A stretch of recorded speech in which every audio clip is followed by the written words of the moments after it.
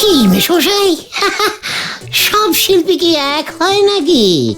আমি যে very classical ছবি আঁকি, আপনি বোধহয় জানেন না। সব না দেখে, একটুও দেখে ছবি আঁকি না।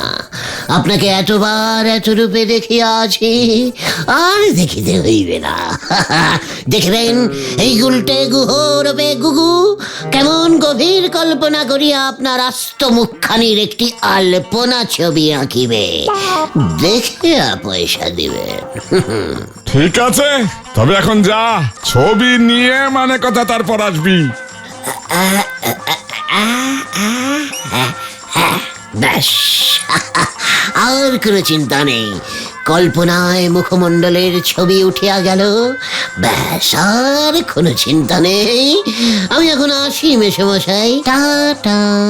বাপরে বাপ,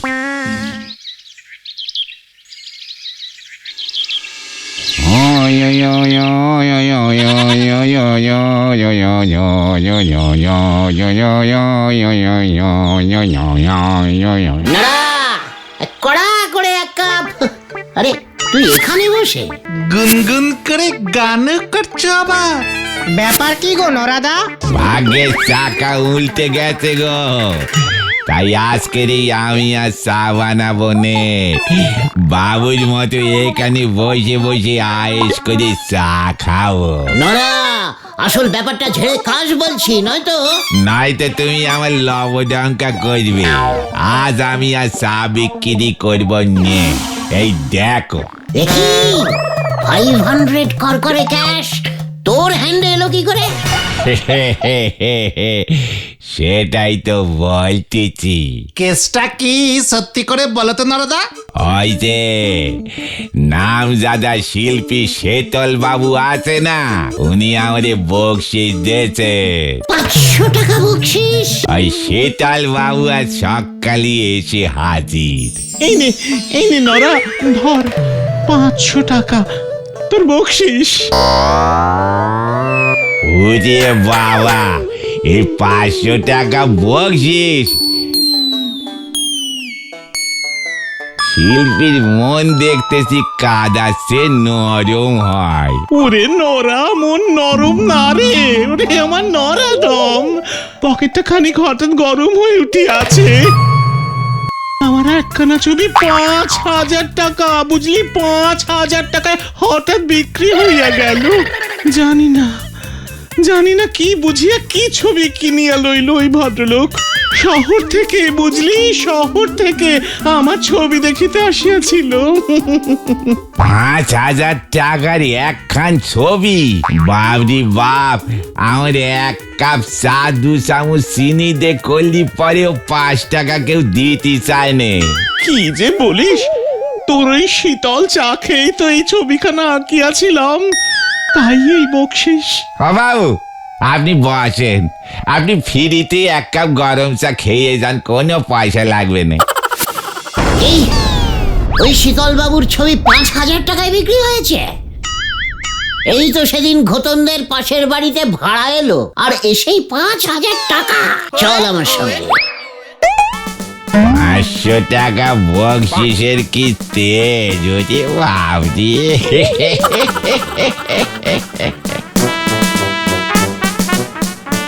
এই হলো সেই বিখ্যাত ছবি গুলটে বাবু। 5,000 টাকা, 5,000 টাকা দিয়ে বিক্রি হলো।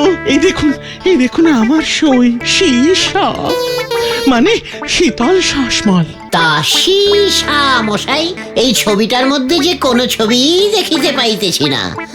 পুরোটাই কমলা রং দিয়ে লেপে দিয়ে কালো রঙের গোল এঁকে দিয়েছেন। ইহা বড় গভীর ছবি, সকলে বোঝে না। খুব কঠিন মানে, তাই না শীতল বাবু? খুব খুব ছবি যত কঠিন হবে, যত লোক কম বুঝবে, তত তো দাম চড়বে। ভেরি ইন্টারেস্টিং ফুল কথা। তা এই ছবিটার মানে যদি আপনি একটু বুঝিয়ে দেন দেখি সীসা বাবু। বোঝাচ্ছি, পৃথিবীটা জ্বলছে জ্বলছে, দাও দাও করে জ্বলছে। এই মেরেছে। কোথায় কোথায়? জল জল! এই যে এই পুরোটা পৃথিবী এই কমলা রং হলো আগুন। আর ওই কালো গোলটা? ওটা ওটা সূর্য।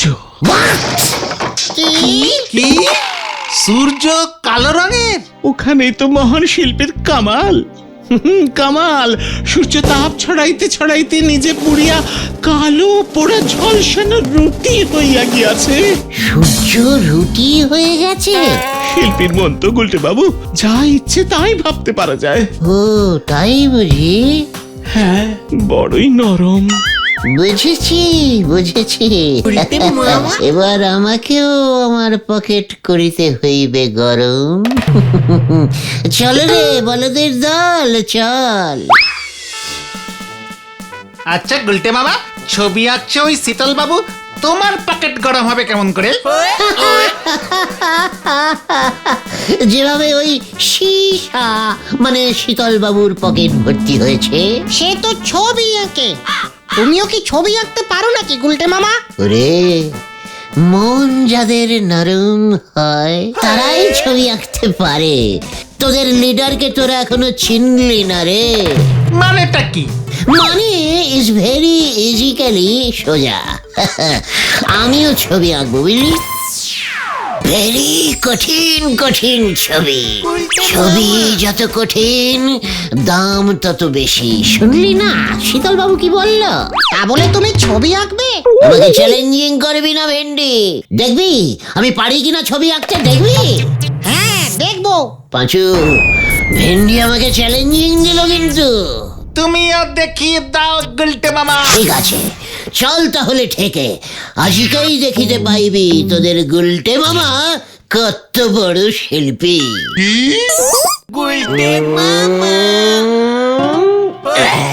এটা তুমি কি আঁকলে গুলটে মামা? একটা গোল্লা। তুই যেমন অঙ্কে গাদা গাদা গোল্লা পেতিস, তাই গোল্লাকে ভুলতে পারিসনি, গলদপুরের বড় বলদ। তাহলে এটা কি? আমি বুঝে গেছি, রসগোল্লা 10 টাকার সাইজেরটা এঁকেছো। এ কে রে পাঁচু? তাহলে তুমি বলে দাও না গুলটে মামা। এ বড় গভীর মানের ছবি, কোনো মানে বইতে পাবি না শিল্পীর কঠিন ভাবনা। কিন্তু এটা তো একটা গোল আঁকলে। ওরে গলদপুরের বলদ ছেলের দল, এ গোল যে সে গোল না রে, এ হলো একখানি গোল মাঠ। সেই মাঠ ভর্তি ছিল কচি কচি ঘাসে। ঘাস? ঘাস কোথায় আঁকলে তুমি? ওইখানেই তো শিল্পীর কেলটাবুলাস কেরামতি রে। মাঠে ঘাস নাই তাই আঁকি নাই, সব ঘাস একটু আগে গরুতে খাইয়া চলিয়া গিয়াছে। পড়িয়া রহিয়াছে শুধু মাঠ, ধুধু মাঠ, কি করুন মাঠ। ঘাস নাই ঘাস নাই, সব গরুতে খাইয়া ফেলাইল, একই কাণ্ড ঘটিল। থাক থাক গুলটে মামা, বুঝেছি বুঝেছি। শিল্পীর নরম মন তো সহ্য হয় না কিছু। বুঝলাম। মাথা নিচু করে এবার যে যার বাড়িতে চলে যা। বিকেল ঠিক 4টের সময় নরার চায়ের দোকানে হাজির হবি। নরাকেও এবার জবাব দেওয়ার সময় এসেছে। বলে কিনা ওকে আমি চা তৈরি করে খাওয়াবো। এই শিল্পী গুলটে গুহর নরম মন পেয়ে যা ইচ্ছে তাই বলবে, আর তোরা সহ্য করবি। একদম না গুলটে মামা।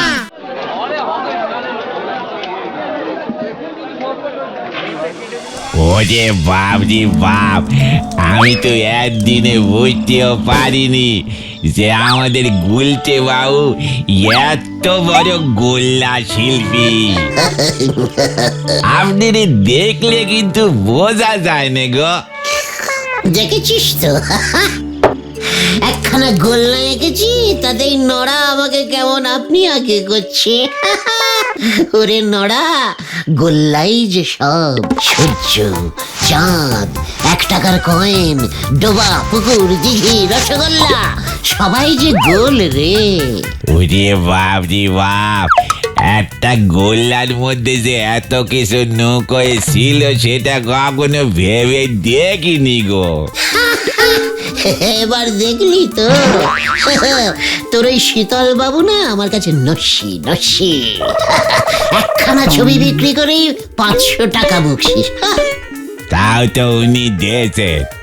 আপনি তো ওই গোল্লাই একে বিনি পয়সায় 2 কাপ চা খেয়ে নিলেন। ইয়ে, আমি মানে চিন্তা করিস না নোরা, এই তো সবে শুরু হলো আমার শিল্পী জীবন। আমার ছবি দেখবি 50,000 টাকা পর্যন্ত দর উঠবে। সে তো উঠে গেছে। মানে কি বলতে চাইছিস তুই নোরা? শীতল বাবু বলে গেলে নদীর ধারে গোবিন্দ বাবু ঘোড়ার উপর বসে পোজ দেবেন। ঘোড়ার উপর শীতল বাবু ঘোড়া আনবে? হ্যাঁ, শীতল বাবু ওনারে দেখি ওনার ডিরেক্ট ছবি আঁকবেন। গোবিন্দ বাবুর ওই ছবি পছন্দ হলে নাকি 50,000 টাকা দিতে পিছপা হবেন না। এ আপনি রে বলে দিল। হোয়াট? ঝোলা গোবিন্দ, ইয়ে মানে গোবিন্দ গুছাইতে ছবি আঁকবে ওই শীতল শাসমল, তাও আবার ওকে দেখে দেখে? সন্ন্যারা, শীতল বাবু দেখে দেখে ছবি আঁকে আর আমি আঁকবো না দেখে। তখন দেখা যাবে কার ছবির জোর কত বেশি আর কে কত টাকা পায়। চল তোরা, নরা আমাকে নাড়িয়ে দিয়েছিস আর আমাকে কেউ ধরে রাখতে পারবে না। এখন আমাদের অনেক কাজ করতে হবে। চলে আয় তোরা।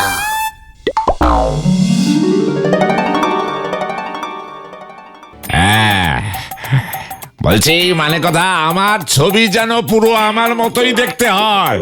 উমা, চিন্তা করবেন না গোবিন্দ বাবু, শিল্পীর কল্পনায় যতটা হবে ততটুকুরই পয়সা নেব আমি। আচ্ছা, বলছি যে ঘোড়া কই?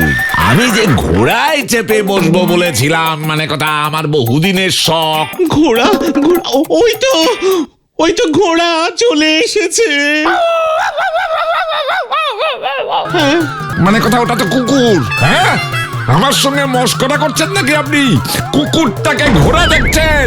ওমা, মস্করা কেন করবো গোবিন্দ বাবু? শিল্পীর চোখ তো, বোঝার চেষ্টা করুন, চিন্তা করবেন না। আপনাকে আজকে আমি ওই ঘোড়ার উপরে বসিয়েই ছাড়বো। খতন, নে বলটা ছোড়। ছুটছি কালু, ছু ছু।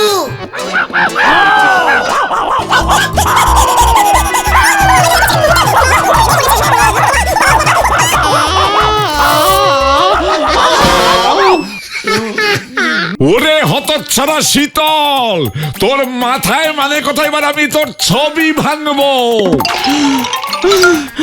শিল্পীর চোখ কখনো ভুল হয় না স্যার, কখনো ভুল হয় না, বিশ্বাস করুন।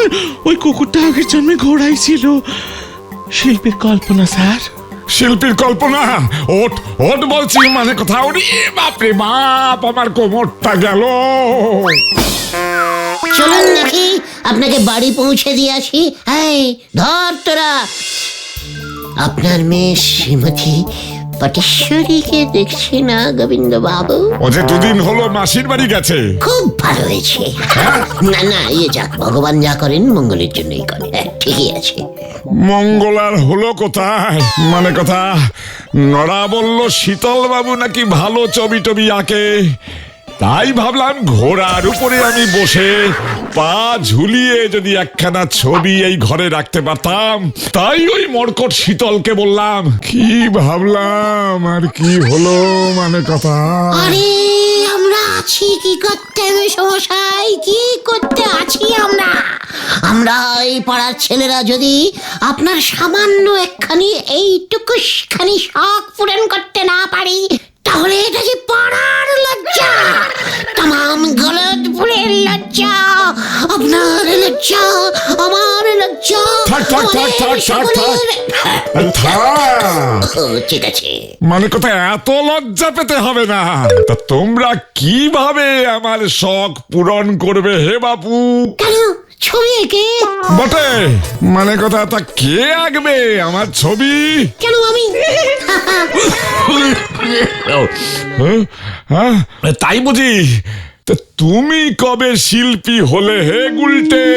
সে অনেক দিন থেকে বুঝেছেন, আমি তো ছদ্মনামে আঁকি, তাই বোধহয় শোনেননি আপনি। কি নামে আঁকো?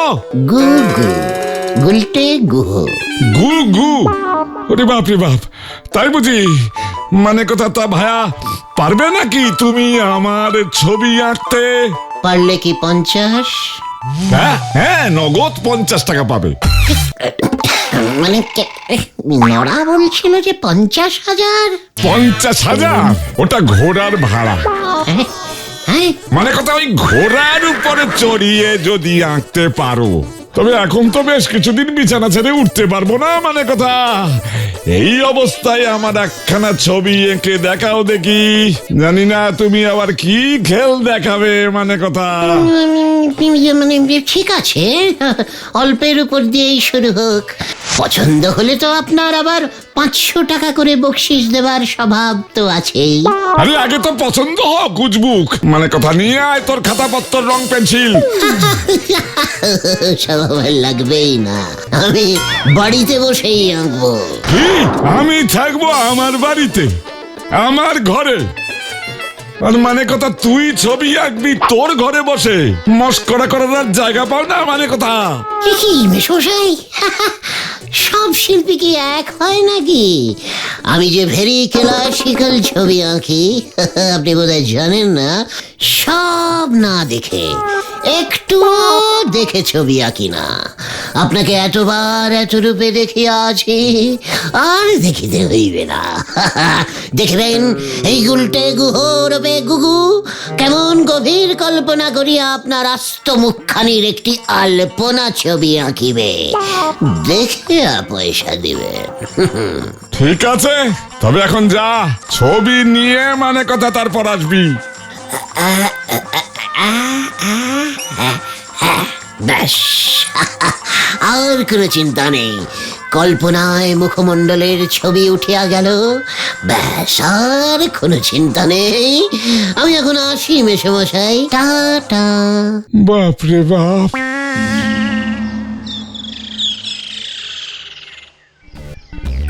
এটা তুমি কি করলে গুলটে মামা? তুমি গোবিন্দ বাবুর ছবি হুবহু আঁকবে কেমন করে? কিছু না ভেবেই দুম করে নিজেই যে এবার চ্যালেঞ্জিং করে বসলে। তখন না হয় গোল্লা এঁকেছিলে, এখন কি আঁকবে? রে, তোদের লিডার এই স্বয়ং গুলটে গুহকে অত কাঁচা খেলোয়াড় ভাবিসনি। ভেন্ডি, তোর একখানা ক্যামেরা ছিল না? ওটা আমার না, বাবার। বাবার এক মক্কেল বাবাকে ফিস দিতে না পেরে ওর ক্যামেরাটা দিয়ে দিয়েছিল। ক্যামেরার হিস্টোরি আমি শুনতে চাইনি। আজ রাতে ক্যামেরায় রিল ভরে আমাকে দিয়ে যাবি।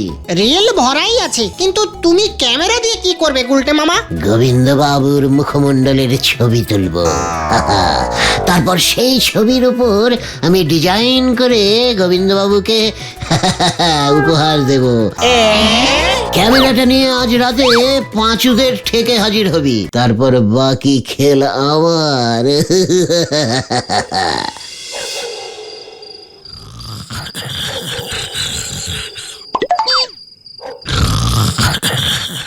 নাক ডাকছে না বাঘ ডাকছে?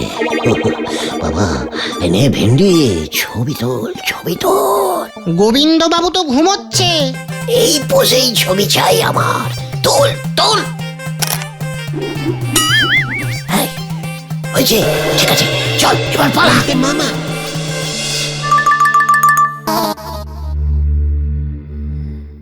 গোবিন্দ বাবু, মেশমশাই, এই যে আমরা এসে গেছি। মানে কোথায় এতদিনের সময় হলো বুঝি?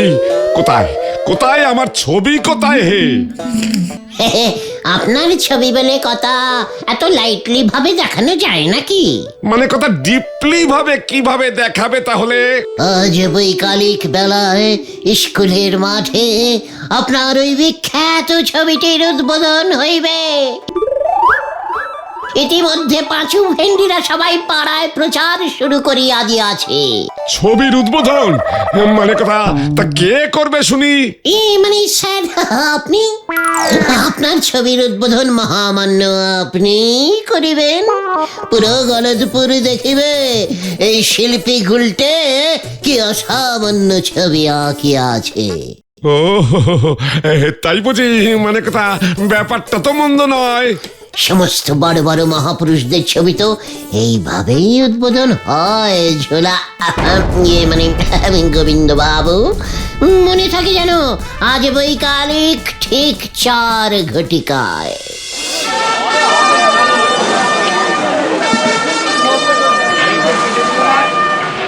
সবাই শান্ত হয়ে দাঁড়ান, উত্তেজিত হইবেন না। পৃথিবীর ইতিহাসে এই প্রথমবার নিজের ছবি নিজেই উদ্বোধন করিতে চলিয়াছেন আমাদের পাড়ার বিখ্যাত লোক শ্রীযুক্ত ঝোলা, মানে গোবিন্দ গুছাইত মশাই। হাততালি। ছবিটা কে এঁকেছে সেটা বলবি তো যুবক? হ্যাঁ হ্যাঁ, এই অসামান্য ছবিখানি আঁকিয়াছেন মহামান্য শিল্পী গুগু, মানে গুলটে গুহ। হাততালি দিন সবাই। এবার তাহলে মানে কথা উদ্বোধনটা করেই দিই। আমার যে আর তর সইছে না রে। শুভস্য শীঘ্রমস্য। অবশ্য অবশ্য।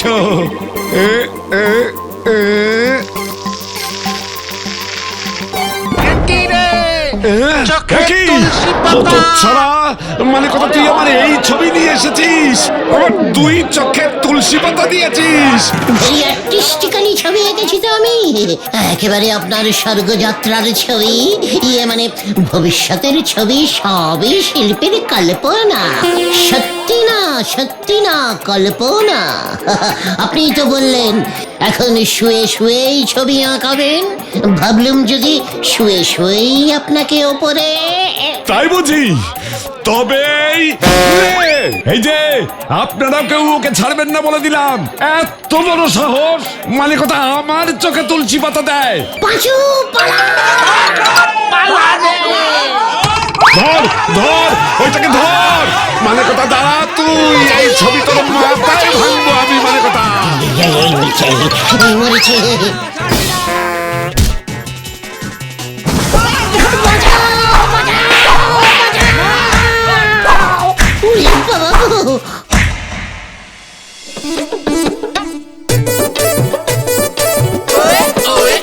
তুমি শেষ পর্যন্ত গোবিন্দ বাবুর চোখে তুলসী পাতা দিতে গেলে কেন গুলটে মামা?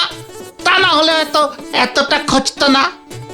ভেন্ডিটা ঝোলা গোবিন্দর ঘুমন্ত অবস্থার ছবি তুলেছে, তাই আমি চোখে তুলসী পাতা লাগিয়ে ব্যাপারটাকে একটু জীবন্ত করে তুলতে চেয়েছিলাম রে ভাইটু।